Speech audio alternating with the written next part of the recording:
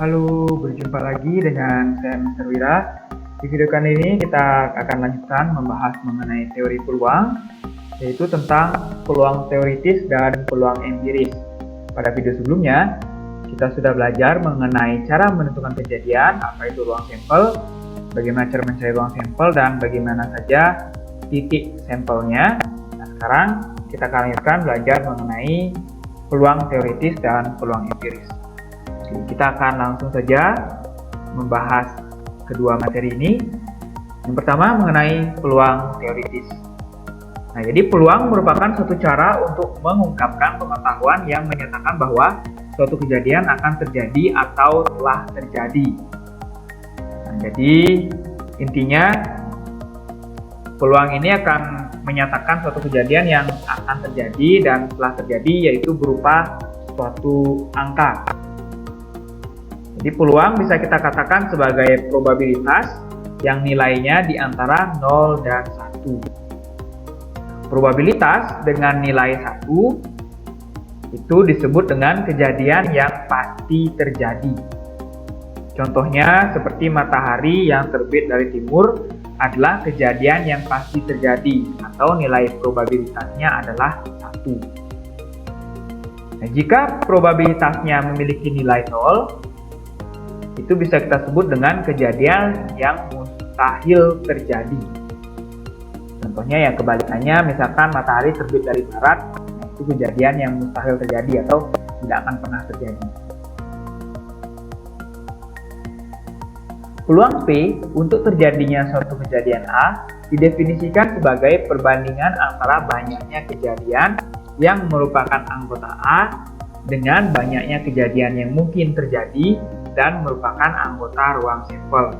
Atau secara singkatnya, untuk peluang P itu membandingkan antara kejadian yang diminta dengan banyak anggota ruang sampel, yang dirumuskan sebagai berikut. Dengan NA merupakan banyaknya anggota kejadian A atau banyaknya anggota yang diminta, sedangkan NS merupakan banyaknya anggota ruang sampel.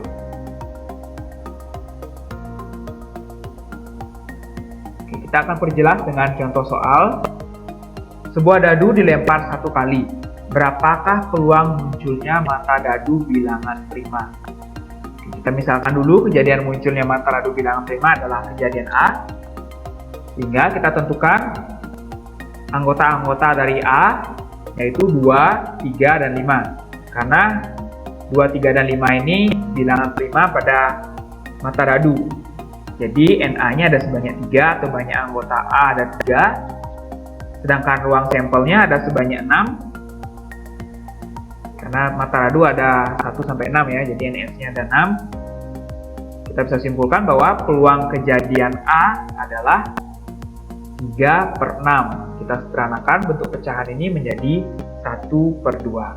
Nah, inilah peluang munculnya mata dadu bilangan prima adalah 1/2. Selanjutnya, peluang empiris. Yang pertama mengenai frekuensi relatif.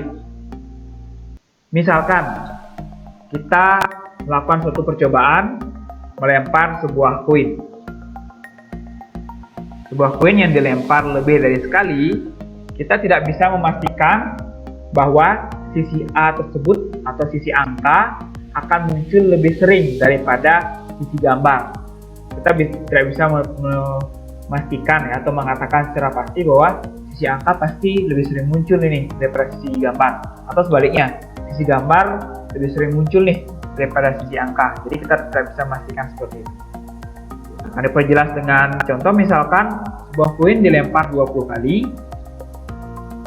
Ternyata setelah dicatat sisi angka muncul 8 kali dan sisi gambar muncul 12 kali. Sehingga frekuensi relatif munculnya sisi angka adalah 8 dari 20 kali percobaan, atau bisa kita tuliskan sebagai 8/20. Jika frekuensi relatif munculnya sisi gambar adalah 12 dari 20 kali percobaan, atau bisa kita tuliskan 12/20. Jadi ini membandingkan antara berapa banyak dia muncul dengan total percobaannya semua. Sehingga proses menghitung peluang suatu kejadian dengan pendekatan frekuensi relatif dapat dirumuskan sebagai berikut. Dengan N merupakan banyak percobaan dan K merupakan banyaknya kejadian K yang muncul. Jadi frekuensi relatif akan mendekati nilai peluang jika percobaan dilakukan sebanyak mungkin. Maksudnya mendekati nilai peluang secara teoritisnya. Kita ke contoh 2 untuk memperjelas cara penggunaan frekuensi relatif. Misalkan sebuah dadu dilemparkan sebanyak 30 kali, kemudian masa dadu yang muncul dicatat dan disajikan pada tabel berikut. Nah ini ya, pada tabel ini kita cara bacanya masa dadu 1 munculnya sebanyak 3 kali, masa dadu 2 munculnya 4 kali, dan seterusnya. Diminta untuk menentukan frekuensi relatif dari munculnya mata dadu 3, munculnya mata dadu 5, dan munculnya mata dadu 1. Kita perhatikan juga pada tabel, untuk yang frekuensi relatif munculnya mata dadu 3, untuk mata dadu 3 itu muncul sebanyak 5 kali. Kita perhatikan pada tabel, sehingga frekuensi relatifnya yaitu 5/30. 5 dari 30 kali percobaan. Atau disederhanakan menjadi 1/6. Jika frekuensi relatif munculnya mata dadu 5, mata dadu 5 itu muncul sebanyak 6 kali. Sehingga frekuensi relatifnya 6/30 atau 1/5. Nah, cara yang sama juga untuk menjawab nomor C. Jadi frekuensi relatif munculnya mata dadu 1 adalah 3/30, yaitu 1/10. Selanjutnya, frekuensi harapan. Jadi frekuensi harapan dari suatu kejadian adalah harapan munculnya suatu kejadian yang diamati dari sejumlah percobaan yang dilakukan. Jadi percobaan akan dilakukan misalkan sebanyak berapa kali dan kita mengharapkan munculnya suatu kejadian tersebut. Jadi berapa sih perkiraan munculnya kejadian tersebut. Jadi frekuensi harapan dirumuskan sebagai berikut. Dengan PA tersebut merupakan peluang kejadian A dan N tersebut merupakan banyaknya percobaan. Oke, kita akan perjelas dengan contoh soal. Sekeping uang logam dilempar sebanyak 24 kali. Berapa frekuensi harapan munculnya sisi angka? Oke, misalkan A adalah kejadian munculnya sisi angka ya. Sehingga kita tentukan dulu peluang kejadian A yaitu 1/2. Karena pada satu keping uang logam itu hanya ada paling banyak 2 kemungkinan saja dan sisi angka tersebut adanya cuma 1 kemungkinan saja. Jadi 1/2 untuk peluang kejadian A-nya. Sehingga frekuensi harapannya yaitu PA kali N itu 1/2 kali 24. Dengan N tersebut merupakan total percobaannya ya. Total percobaannya sebanyak 24 kali. Tinggal dihitung sehingga diperoleh perkiraan atau frekuensi harapan munculnya sisi angka adalah 12 kali.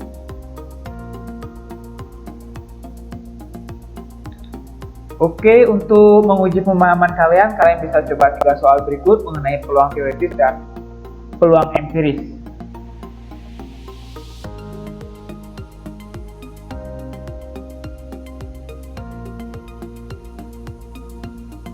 Sekian untuk video kali ini, semoga kalian paham mengenai materi peluang.